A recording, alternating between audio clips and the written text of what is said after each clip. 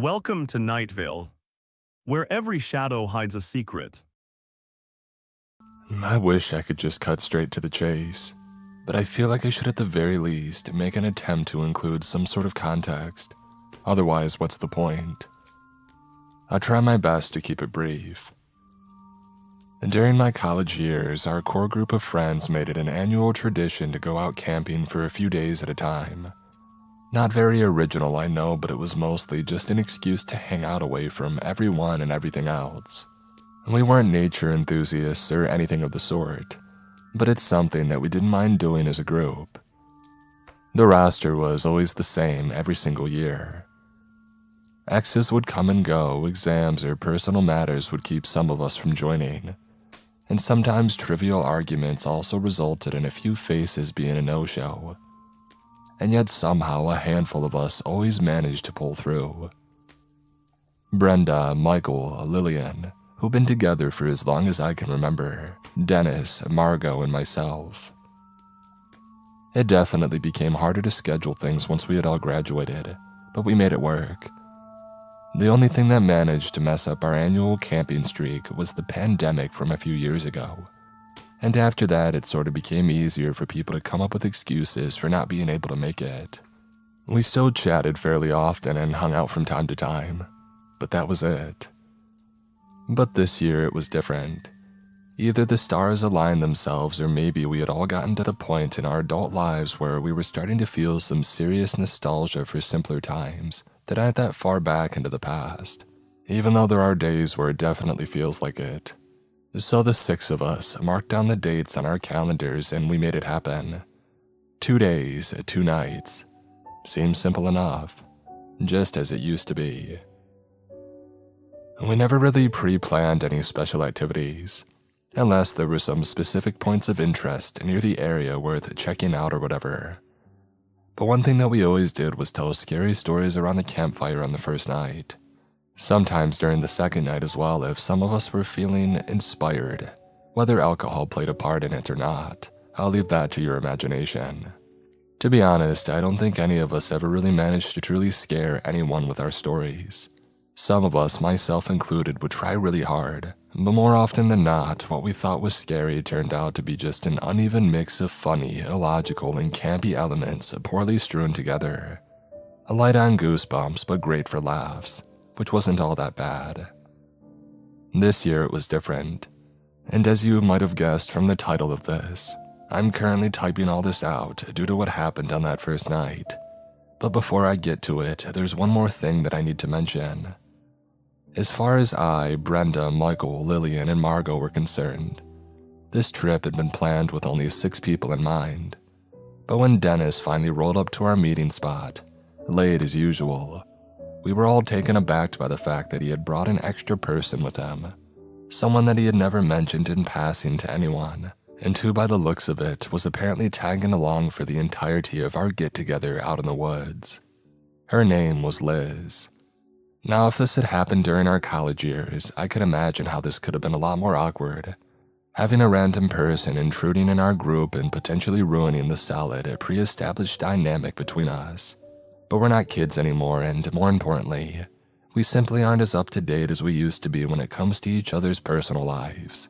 Not that it's any excuse to not let the rest of us know that. Oh, by the way, I'm bringing somebody you've never met before, please be cool.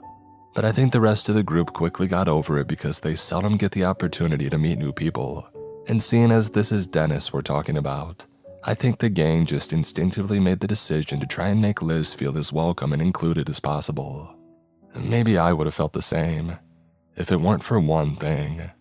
I had talked to Dennis on the phone the night before about the trip and some other pointless stuff that's not even worth bringing up. And not only did he never hint at this Liz person or anybody else coming along, but he also sounded perfectly normal.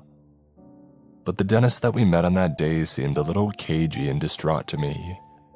Maybe he was embarrassed by the entire ordeal, to a point where he could hardly look me or anybody else in the eyes. Maybe his girlfriend, if that's what she was, had forced him to invite her against his will or something.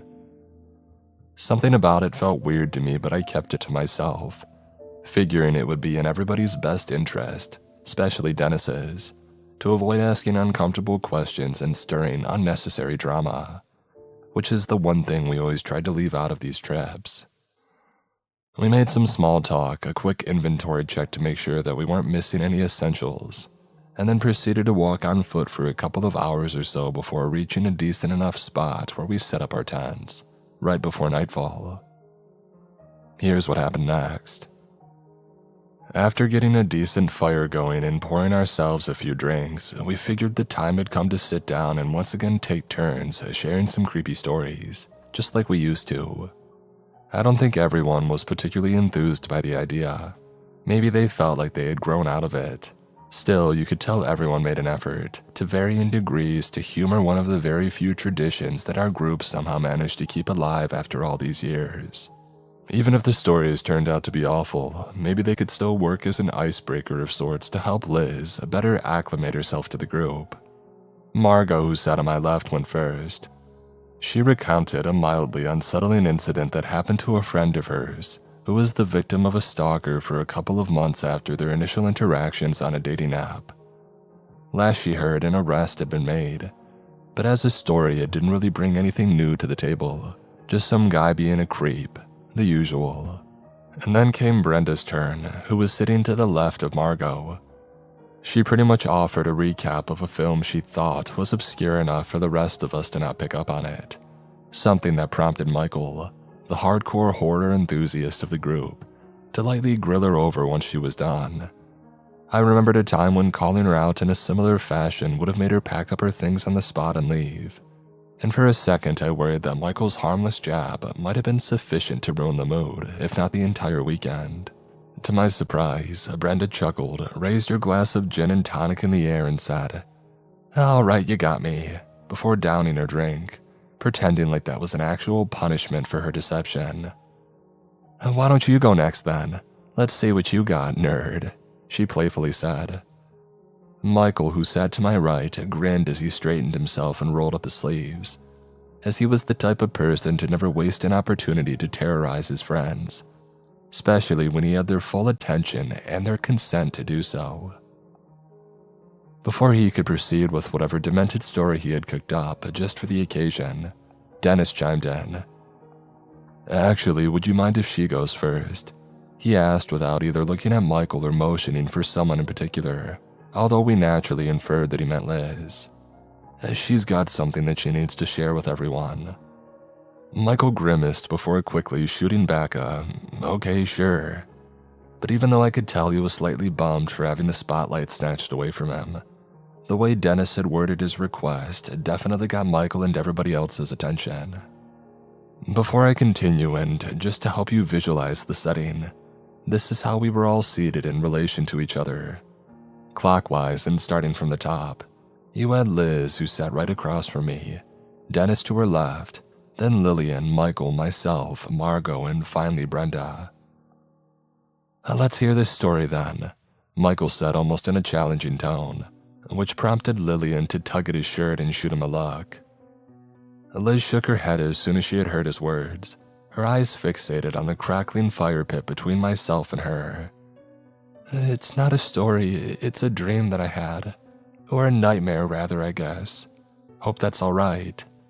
Michael looked at me and rolled his eyes, upset that she could use the dream excuse to make up as many horrifying details as she wanted just to spice up her own tale. Sensing his reaction, Lillian elbowed him gently as a reminder to not be a dick.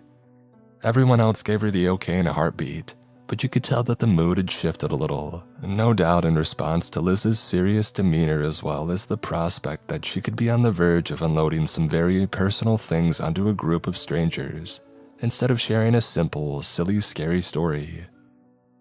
She took a deep breath and began. "There's this scream, but it's a scream unlike anything that I've ever heard in my life. I know deep down that it's coming from someone, somewhere nearby, but there's something just really off and absolutely terrifying about it."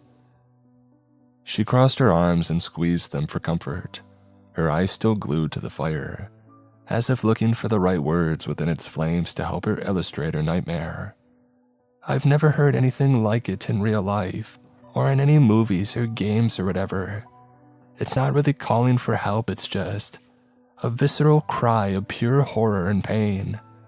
And the reason it terrifies me to my core is because my mind can't even begin to imagine what could be causing this indescribable amount of agony. And the sound. She raised her hands and placed them on her face, briefly covering most of her features except her eyes. It's so loud that it rattles my bones. And it doesn't stop, it just keeps going. And I'm just frozen in place, unsure of what to do. I know this person needs help, but I can't find the courage to go look for them because I'm afraid of what I'll find. Afraid I'll see a scene so horrible that my own brain won't be able to rationalize. I'm so afraid and so sick to my stomach, more than I've ever been in my entire life, of finding out what's causing that scream. But the more that it goes on, she began to shake her head very slightly. The more it goes on, the more I start to wonder how it can possibly still be going. I know that it's a dream, but something about it feels real. And it doesn't make sense to me that this person hasn't died yet, or at the very least, passed out or destroyed their vocal cords from such a prolonged pained cry caused by whatever's being done to them. And I think that's when it hits me. She paused for a few seconds, her lips quivering. Maybe it's not a person at all. Maybe something's trying to lure me in by mimicking the exaggerated sounds of someone in need. Or maybe it really is a person whose impossible pain is being inflicted at the hands of someone or something. She took a deep breath and slowly let out a big sigh, and for a moment it seemed as if she was actually getting teary-eyed. I know she said this was a dream, but I didn't think anyone present was actually buying her story, though it was hard to ignore her commitment to the bit and how palpable her emotions felt. She continued, "So I decided to go look for the source of the scream. I can't really explain it, but it's like a flip is switched in my brain. It's just something that I know I have to do, something that I'm supposed to do. Maybe I've finally fallen for its spell and I'm being led to my demise, or maybe something in me decided that at the very least, I should check to see if someone needed my help. Or maybe morbid curiosity simply won over. Maybe a combination of those options seems more likely, since I'm really not that good of a person." The corner of her mouth slightly twisted itself into a smirk, but I don't think anyone else caught it, as she quickly pressed on. "So I start walking through the woods. It's nighttime and I can barely see anything, to a point where I think to myself that I won't actually be able to get anywhere. It's a comforting thought, as much as I hate to admit it because it would mean that I wouldn't have to face whatever's out there all on my own. And then I realize that I don't really need to see, not when that scream seems to be pulling me towards it, growing ever louder whenever I happen to take one more step toward its direction. Next thing I know, I've arrived at a clearing, and there's a small black cabin in front of me. The door is wide open, or rather broken off its hinges, as if whatever is inside has been waiting for me all this time. And even though it's very dark out, I can tell that not a single window has any glass panes in it, whether they were smashed before my arrival or never there to begin with. I don't know, but I don't like it." "Why?" Lillian asked in a low, hushed tone, a clear indicator that she was genuinely terrified by what she was hearing, as if the way she was latching onto Michael wasn't enough of a giveaway. Liz didn't seem bothered by what was surprisingly the first interjection somebody had made since she had started recounting her nightmare. In fact, she was so unbothered and unsurprised that her vacant stare didn't even meet Lillian's, not even for a brief second, just to acknowledge her. "Because the door is wide open and the windows aren't shut. Whatever is happening inside, whoever is responsible wants me to know that they have all the power, all of the control, and that there's no escape from what looks to be at first glance, just an unguarded cabin with no one in it. I know that I could be walking into a trap. I know that I won't be able to leave from the moment that I step inside. And I know that I could be moments away from seeing or experiencing pain and suffering on a level that shouldn't be possible. But I've come this far. And the other thing is that the scream has become so impossibly and unbearably loud the closer that I got to the cabin, that I just want it to stop. No matter what it takes. Even if it means I have to walk in and take its place. A part of me is very much against the idea of proceeding, but my body continues to move all on its own because it too knows that all of this has to stop, and that it won't stop until I see this thing to the end, whatever this is. So I walk in, and something happens the moment that my foot crosses the entrance's threshold. She paused.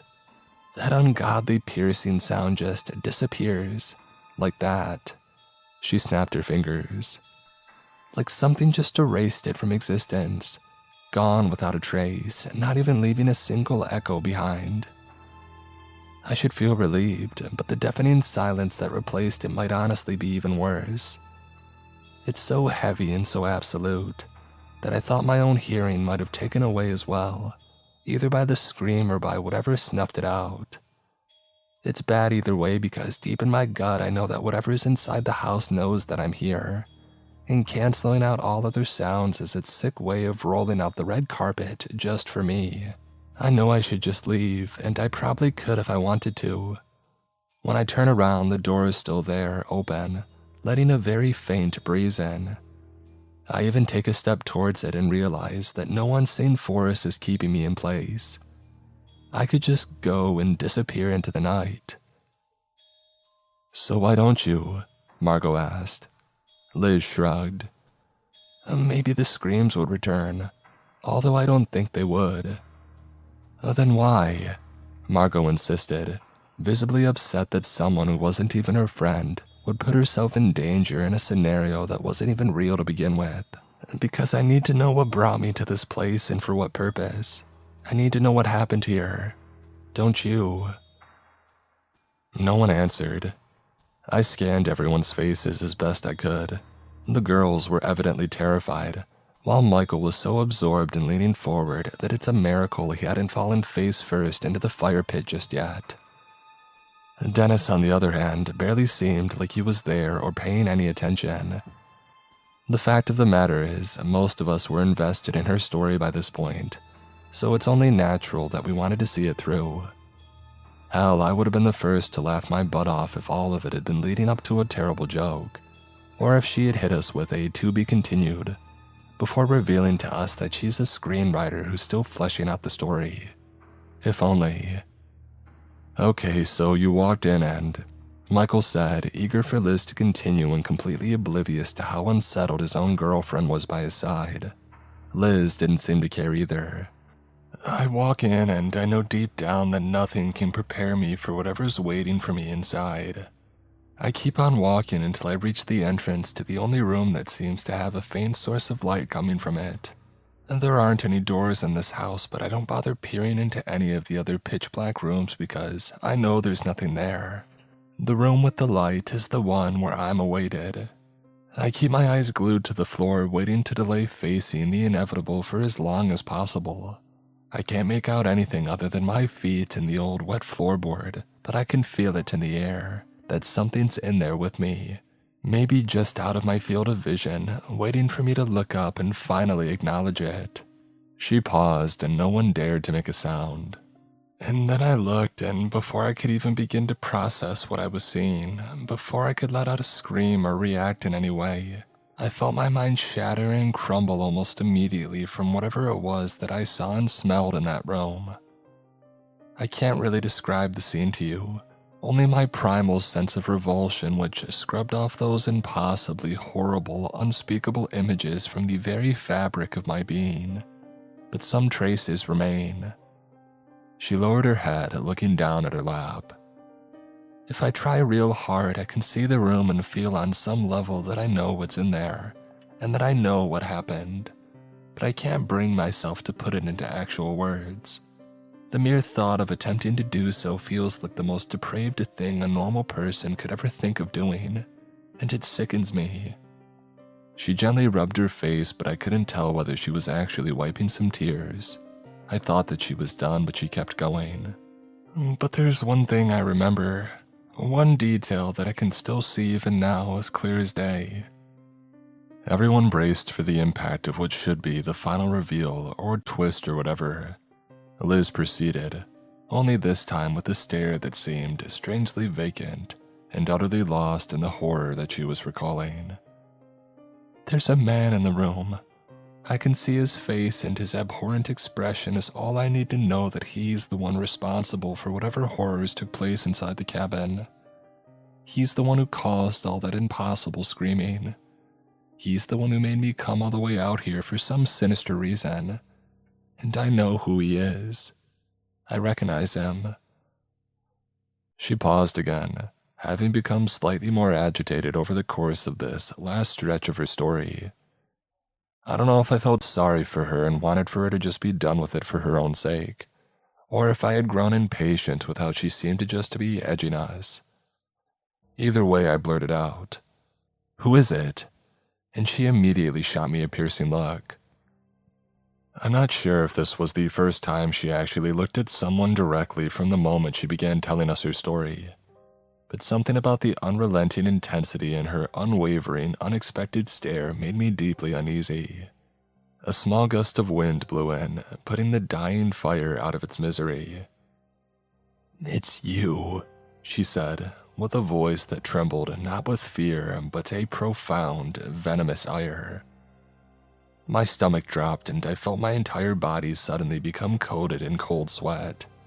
"It's you," she repeated, with an increased level of repulsion that only I, the person on the receiving end of such vile and imaginary accusations, could perceive.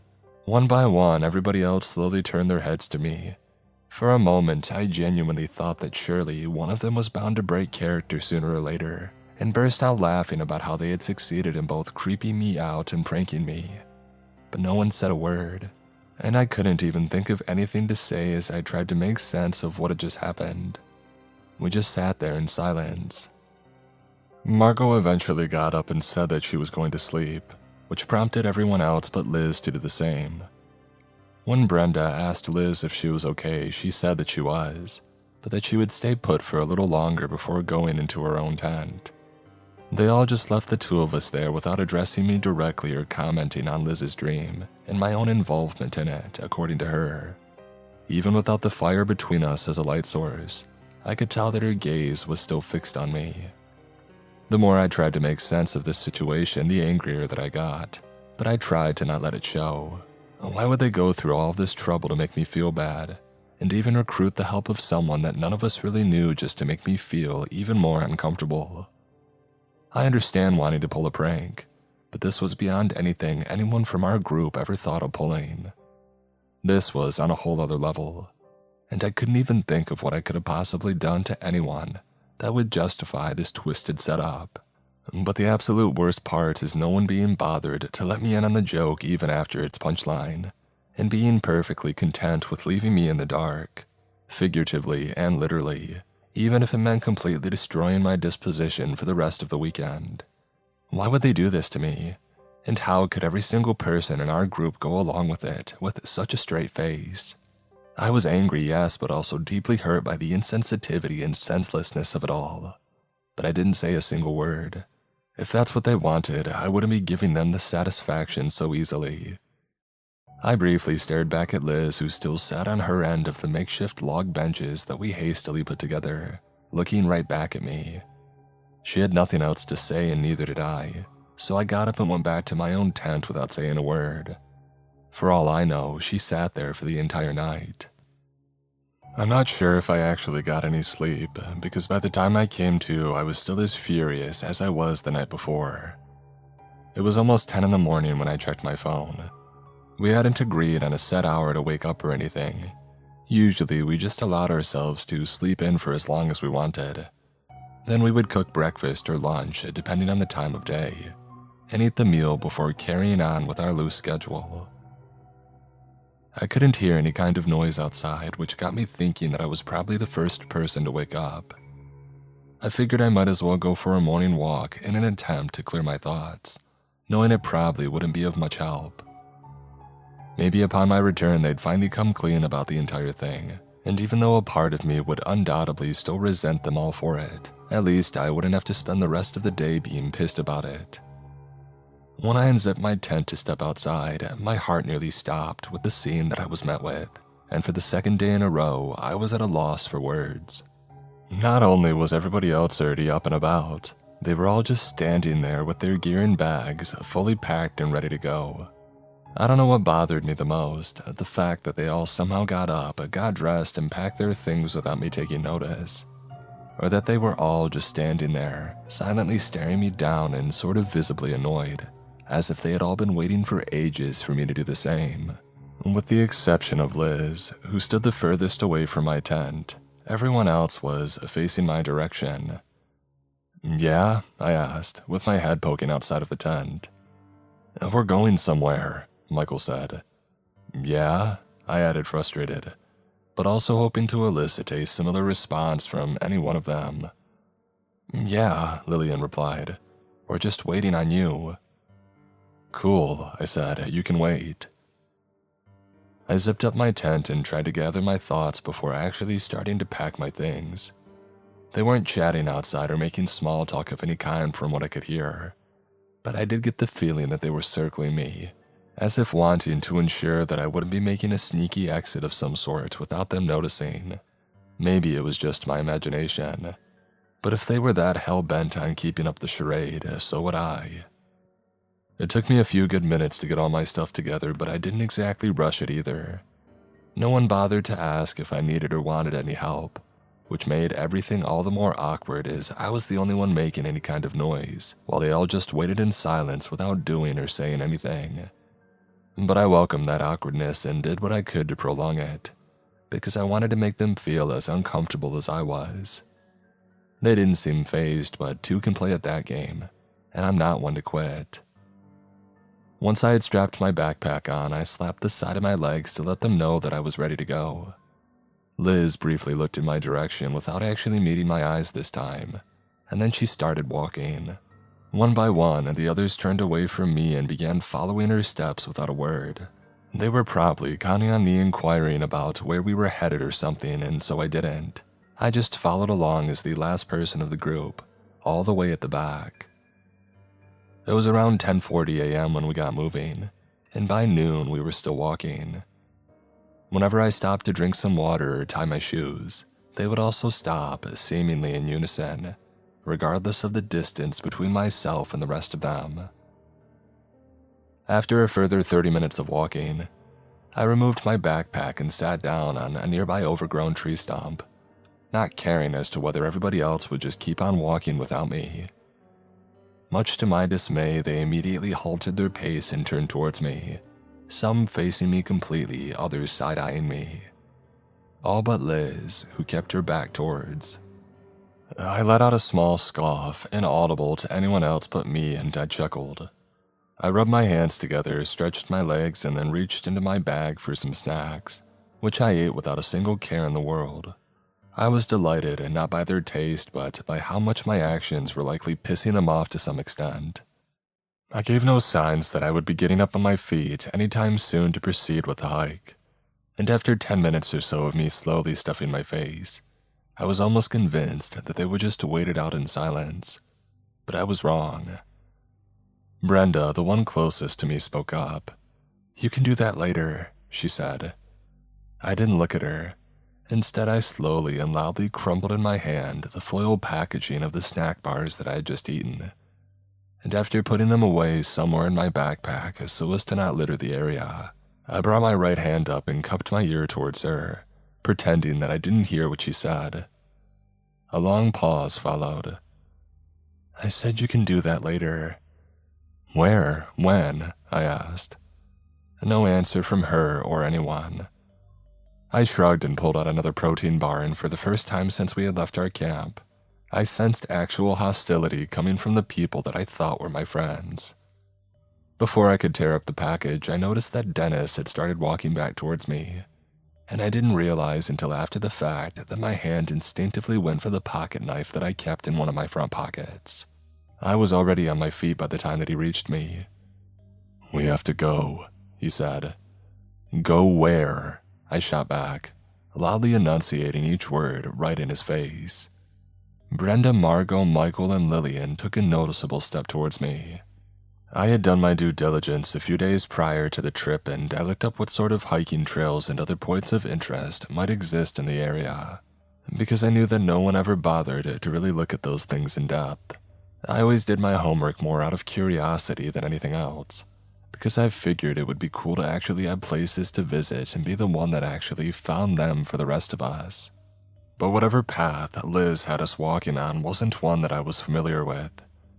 Even after looking at the handful of screenshots that I had saved on my phone, I still couldn't tell where we could possibly be headed.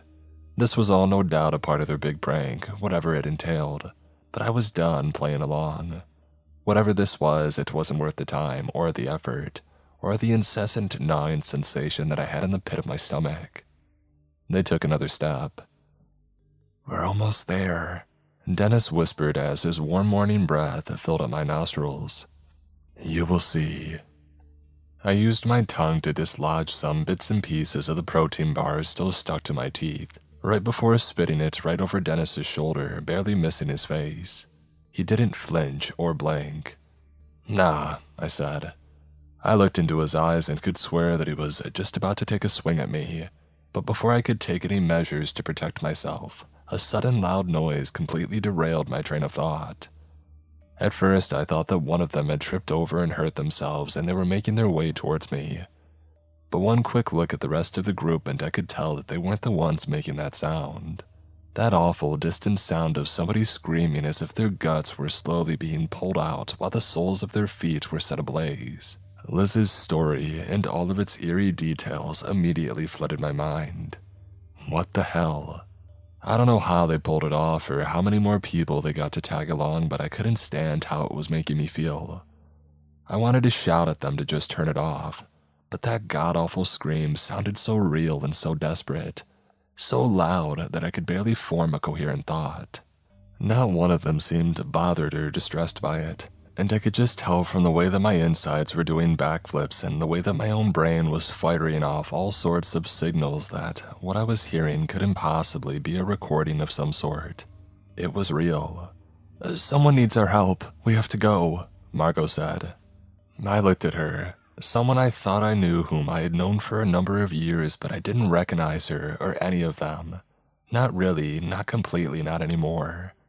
I then looked at Liz, who remained distant enough from where I stood that I couldn't quite make out her features.